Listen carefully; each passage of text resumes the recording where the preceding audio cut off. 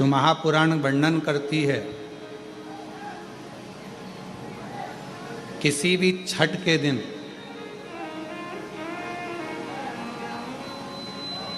चाहे अंधेरी की छठ हो, चाहे उजाले की छठ हो, किसी भी छठ के दिन अगर षडानंद कार्तिकेय जी महाराज का नाम लेकर 6 बेलपत्र और उस 6 बेलपत्र पर 6 दुर्वा, 6 पुष्प, 6 अक्षत के दाने रखकर षडानंद कार्तिकेय बाबा के स्मरण कर कर शिवलिंग की जो जलाधारी है, उस जलाधारी पर जहाँ अशोक सुंदरी का स्थान है, उसी के पास में कार्तिकेय जी का स्थान है। किसी भी छठ पर यदि आप बाबा को वो बेलपत्र, वो दुर्वा, वो पुष्प, वो अक्षत का दाना 6 समर्पित करते हैं, किसी भी छठ के दिन, षष्ठी के दिन स्कंद भगवान का नाम लेकर, स्कंदेश्वर बाबा का नाम लेकर, कार्तिकेय बाबा का नाम लेकर यदि समर्पित करते हैं तो जिंदगी में कितना भी कर्जा हो, वो कर्जा 3 महीने के अंदर समाप्त होता ही है। कितना भी कर्जा, साथ में आपका परिश्रम, साथ में आपकी मेहनत और आपकी दृढ़ता। क्या होता है, लोग सोचते हैं कि हमने शंकर जी को बेलपत्र समर्पित कर दी तो कर्जा चूकेगा, पर साथ में मेहनत भी करना। अगर आप मानते हैं कि पूरी कथा का इसमें कई दुनिया के कई लोग हैं, हमारी कथाओं को आधा काटते हैं, आधा भेज देते हैं। गुरुजी ने कहा कि बेलपत्र पर शहद लगाकर चढ़ाओ, पर गुरुजी ने साथ में कहा कि रात दिन एक करो, पढ़ाई पूरी करो, आधी बात काट देते, आधी बात दिखा देते, पर उसका हमको कोई फर्क नहीं पड़ता है। आग लगे बस्ती में अपन रहो, उसका हमको कोई फर्क नहीं पड़ता,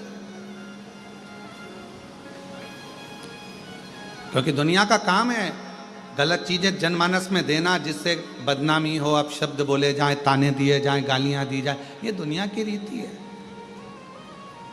बहुत आते हैं दिन भर में, कहीं कोई दबाव देने के लिए आता है, हम तुम्हारी बदनामी करेंगे, हमको 1 करोड़ दो, हम ये छब्बा देंगे, हम वहाँ से आएंगे, हम ऐसा कर जाएंगे, हम वैसा कर जाएंगे। बहुत आते, दिन भर का काम है इनका, रोज का यही काम है, हमें ये करो, हमको वो करो।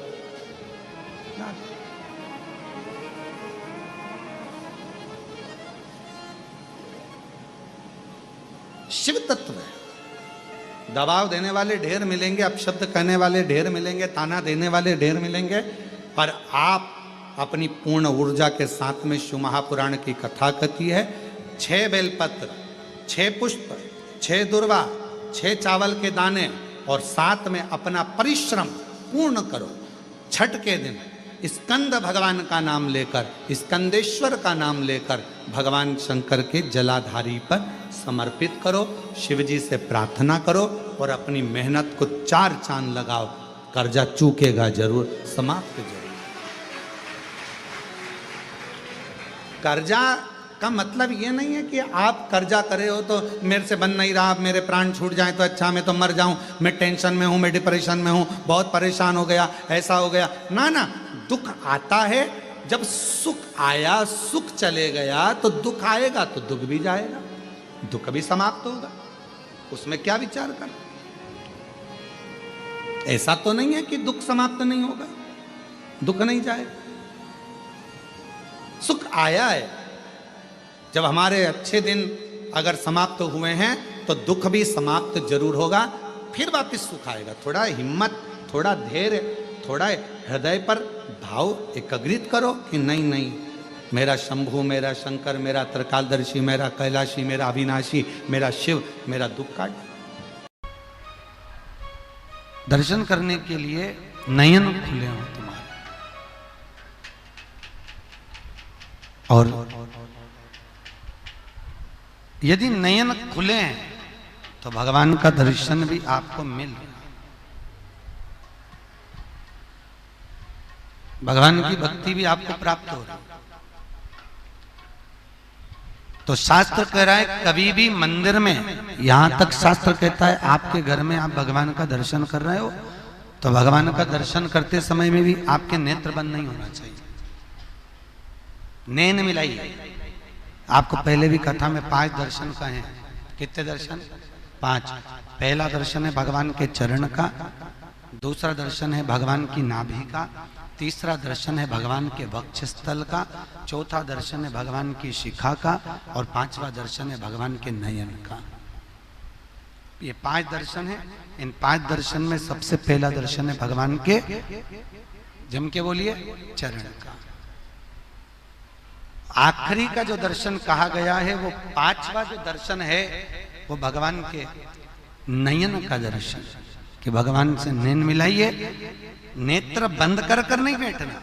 जो नेत्र बंद कर कर बैठे, अभी तुमने देखा होगा वो नेत्र बंद करने का चक्कर, दिल्ली के एक साथ पूरे घर के जितने लोग थे वो सब आंख बंद करने के चक्कर में निपट गए।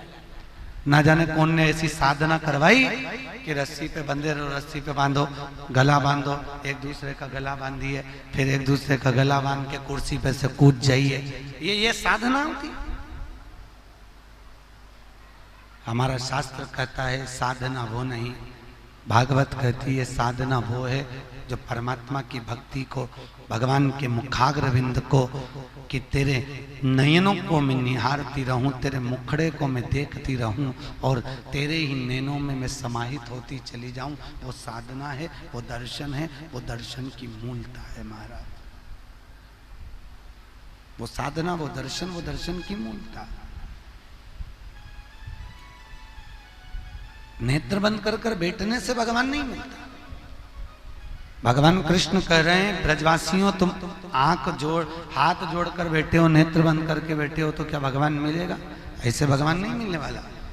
भगवान को पाने का सबसे सुंदर तरीका है भगवान की भक्ति को धारण करो, हृदय में उतारिए, चित्त चिदानंद वृत्ति में उतारिए। भगवान हिंदू धर्म में मूर्ति की पूजन बताइए, तो मूर्ति की पूजन क्यों बताई? कि सामने मूर्ति होगी तुम उससे नैन मिलाते रहोगे, परमात्मा तुम्हारे भीतर जाता रहेगा और तुम परमात्मा के भीतर जाते रहोगे। मूर्ति की पूजन इसलिए हिंदू धर्म में प्रथमता में वर्णित करी गई है महाराज।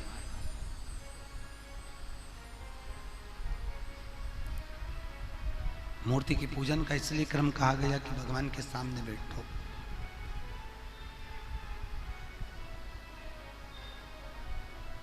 वो गीत गाते हैं ना, आ बैठ मेरे पास तुझे देखता रहूं, ना मैं कुछ कहूं ना तू कुछ कह। भगवान के मंदिर में कहा नहीं जाता, भगवान के मंदिर में पहुंचकर भगवान की मूरत के सामने खड़े रहकर, भगवान की मूरत के सामने बैठकर भगवान को देखा जाता है। भगवान आपको देखे और आप भगवान को देखें, बस यही निर्मल भक्ति का प्रतिबिंब बिंदु है। वृंदावन में एक सन्यासन आज भी, वृंदावन की एक सन्यासन एकादशी के दिन शाम को ठीक 6:15 बजे बिहारी जी के मंदिर में आती है। कितनी बजे? 6:15, 6:30 नहीं, 6:30 बजे जाओगे तो सन्यासन चली गई होगी। बिहारी जी के मंदिर में आज भी 6:15 बजे एक सन्यासन आती है, सफेद वस्त्र पहनी होती है, यहां से यहां तक तिलक लगा होता है, नाक में नथनी रहती है, और वो सन्यासन भगवान के सामने, बिहारी जी के सामने एकादशी के दिन माला को बस ऐसा करती है और भगवान बिहारी जी को माला दिखाती है।